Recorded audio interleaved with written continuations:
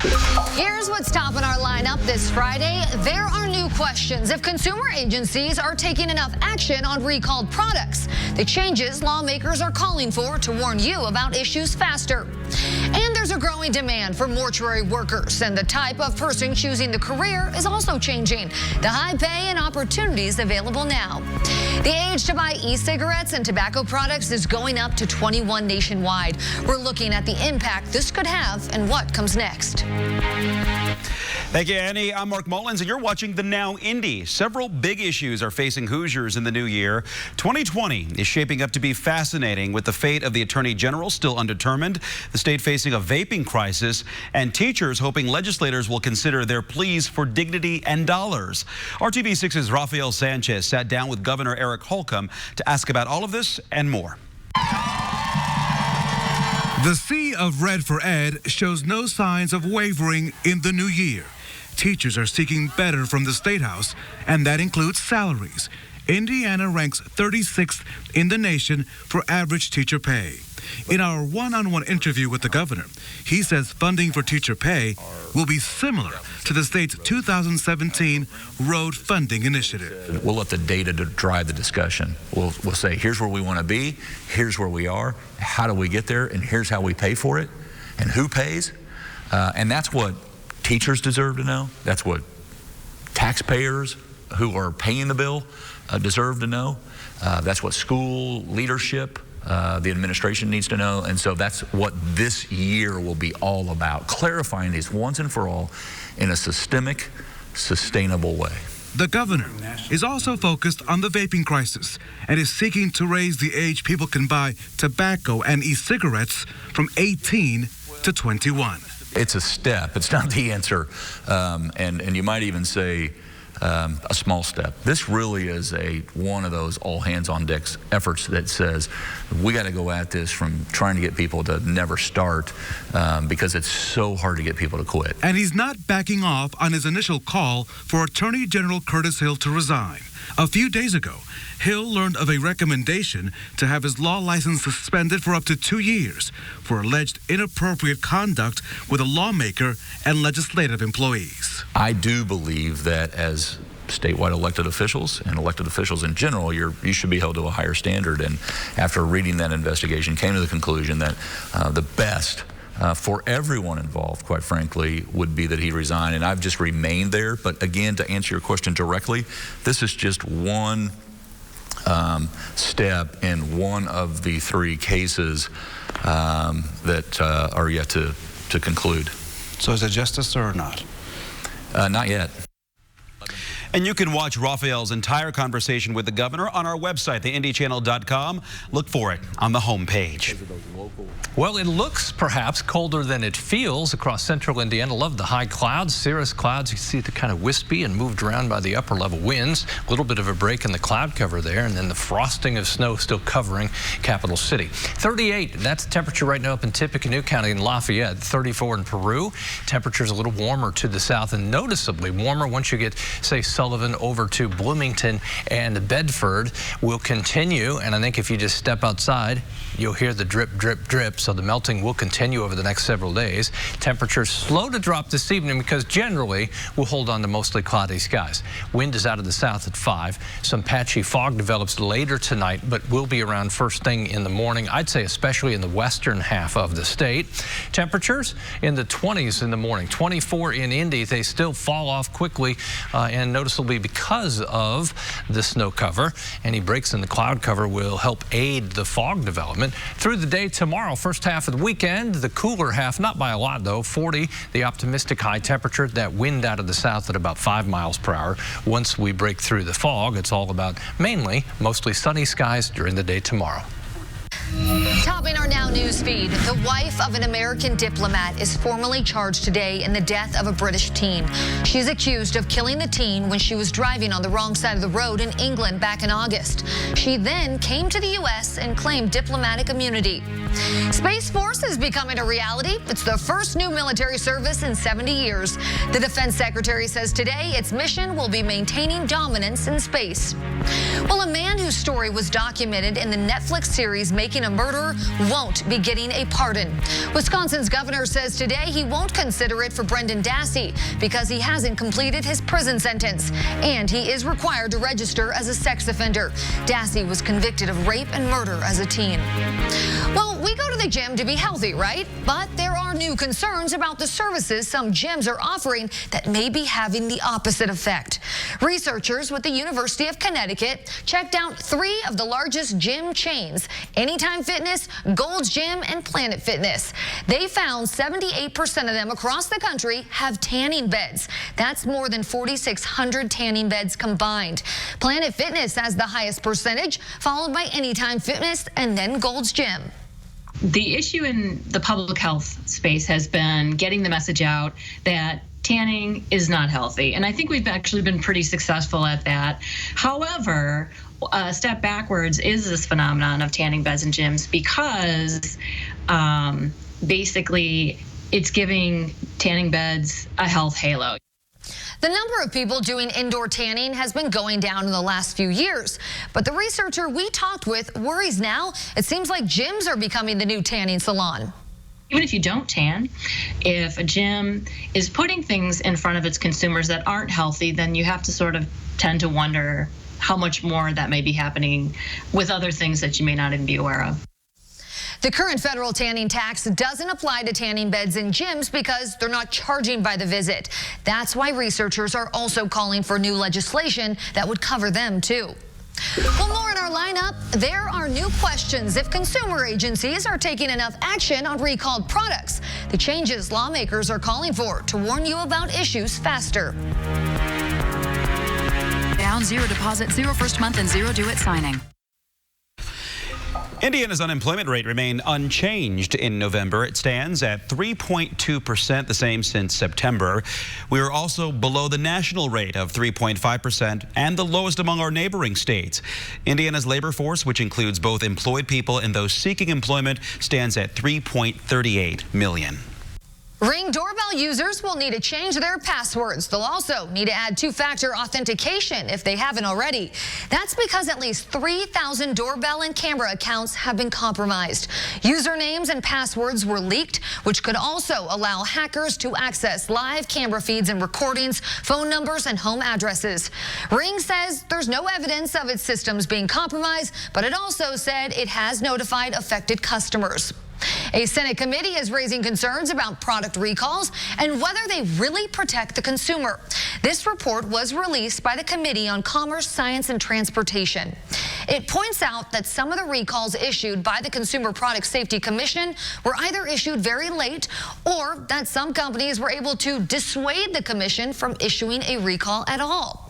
Instead, customers were told to watch how-to videos on how to safely use certain products or receive coupons to buy a discounted item. The U.S. Public Interest Research Group says that's the opposite of what the CPSC should be doing when there are safety issues. The opportunity to get some other toy from Fisher-Price that I probably don't even want for my son means I'm not going to return that product. And it may mean it gets resold or reused down the road. Instead, the research group calls on the CPSC to act quickly as soon as they hear of any safety issues and also investigate. After that, they suggest the commission issue a recall. They also suggest companies spend as much money as they do on marketing to make sure everyone hears about recalls. The Senate committee wants the Consumer Product Safety Commission to issue warnings more often about defective products, even when the manufacturer refuses to sign off on a recall or public notification. Well, next up in our lineup, there's a growing demand for mortuary workers, and the type of person choosing this career is changing. The high pay and opportunities available now. RTV6 is working for you. If the merger between T-Mobile and Sprint doesn't go through, the government says rural areas will pay the price. That starts the Now newsfeed. Several state attorneys general have tried to block the merger, saying prices would go up. But the Justice Department says if it fails, rural areas will be slower to get 5G wireless service. If you're thinking about a new hairdo, maybe you should grab your phone. L'Oreal is expanding its feature that lets you use your phone's camera to simulate what different hair colors will look like on you. Amazon and Sephora have something very similar, but it's for makeup. And Santa is making his naughty or nice list based partly on how fast drivers are going. In Chester, Vermont, a speed radar sign tells drivers they're naughty if they're speeding. But if you follow the limit, the sign tells you you've been nice. Well, we are getting down to the wire. You know, Christmas is just days away. And if you haven't wrapped your gifts just yet, we're going to show you how to cut your wrapping time in half. Procrastinators or money savers, we have some unique tips from gift wrapping expert Cami Witulski to save you from a holiday headache. First up, we've all been there. We've either cut the wrapping paper too short or it's the end of the roll. Cami says don't throw it out. Turn the gift sideways and you should be able to wrap it with no issues. Next up, don't have wrapping paper or it's just too expensive? Cami says there's nothing wrong with using tissue paper. Tissue paper comes in a very nice packaging nowadays. You can get multiple designs in one package for just a few dollars. And it's usually between 20 to 30 sheets of tissue per package. So that's plenty for you to do a lot of gift wrapping. But remember to use 2 to 3 sheets so you don't see the gift and the tissue doesn't rip. Soft items like clothes, they can be hard to wrap, especially if you don't have a box. Cami suggests using 2 sheets of tissue. Roll the item up, place on the tissue, and then start to roll up the clothes into the tissue, making it look like a piece of candy. Use ribbon to tie the ends, and it's the perfect little Christmas treat. And we got one more final tip for you. If you're like me, your edges aren't crisp and clean, making your gift look a little wonky. So to hide your lack of wrapping paper skills, Cami says use double-sided tape and no one will notice the mismatched folds. Good point. There's a lot of packing and gift going on this time of year, but the duffel bags that these volunteers are packing today are filling a very special need. CareSource teamed up with Foster the Need to organize and fill 1,000 duffel bags for children in the foster care system. About 13 out of every 1,000 Indiana children will experience foster care at some point in their lives, and many don't have anything to call their own. So the volunteers are filling the bags with all kinds of age-appropriate items, from diapers to crayons to books, things that kids can keep with them no matter where they go. As these kids come into the system, I mean, they're going through some really tough circumstances. So it's our hope that with the bag and with an encouraging scripture and verse attached to the bag and with supplies, that they understand that somebody's thinking about them, that people are caring about them and taking care of them regardless of what's going on. The duffel bags will be distributed to children in 18 counties. Kevin. Love this view from the pagoda, looking obviously toward downtown. You're going through the infield there at the Speedway, past the second turn suites, and then it's a great time of night. You really see the city starting to light up in the background, as well as lights at the Brickyard. Thought I'd give you a national view here for a second. All the California coast is clear, so to speak. There are clouds, but no rain. You get up into Washington and Oregon, you've got some rain, and then no big storms along the East Coast. Really the only rain down in Houston, which means if you have anyone that's catching a flight this evening headed toward central Indiana, other than some volume delays, for example, like Newark, they're about a half hour off schedule. Everything running pretty smoothly and will stay that way through Christmas. Fog develops late tonight, more likely after midnight in the early morning hours tomorrow. As we mentioned, we're on cruise control here. No real change in the pattern until we get beyond the 7-day forecast, and that means temperatures will continue to sail above our average high of 38. Temperature right now, 37 in Indy, Kokomo at 33 with skies clear, 40 degrees in Bloomington, and the wind is light. That helps make it feel a little warmer than it probably is. In the morning, visibility in spots, especially in western Indiana, and if you have more substantial breaks in the cloud cover overnight, that will help some of the fog form. Once the fog is gone, our temperatures respond to some sunshine. By the time we get to noon, 37, 40 degrees or warmer. From Indianapolis south, areas north of Indy struggle to hit the 40-degree mark. Typically, I use TrueCast as a timeline for precipitation arrival and coverage, but here, in this case tomorrow, since there's nothing around, we just watch the clock move, and it's really a mostly sunny day. Temperatures, as we mentioned, all above average, which is 38 for this time of year. As we move to Sunday, the only change, maybe some patchy fog first thing in the morning again. The difference in the afternoon, a couple degrees warmer as we continue to thin the snow cover. 35 at noon. Afternoon temperatures at 42 degrees. We'll look at the 4-day forecast for you coming up. An auto safety group is looking at people killed trying to cross interstates and freeways. More than 800 pedestrians have died every year over the last few years in the U.S. The Insurance Institute for Highway Safety found a lot of these deaths happen when neighborhoods or housing are on one side of the road. Their report suggests well-designed overpasses and underpasses or barriers along the communities could help reduce pedestrian deaths. Well, a Senate committee is raising questions about the nation's organ transplant system. The committee is now calling on the Office of the Inspector General to look into suspected financial fraud and, quote, poor performance. The request comes just after a proposal was introduced to boost the number of organs eligible for transplants. Okay, do you remember that Equifax refund a lot of people were eligible for earlier this year? Experts are now saying those who were eligible may not receive the full $125 that was promised. Now, the Hamilton Lincoln Law Institute says we're never going to get that full amount anyways. The more realistic amount is about $6 or $7. But more than 4 million people have filed for reimbursement, so that actually means the amount has probably shrunk down to 14 cents. All right, let's get back to the Now News feed, starting with the Catholic Church. The Vatican says it saw a record number of clergy sex abuse complaints in 2019. 1,000 cases have been reported. That's more than 4 times the number of cases compared to 10 years ago.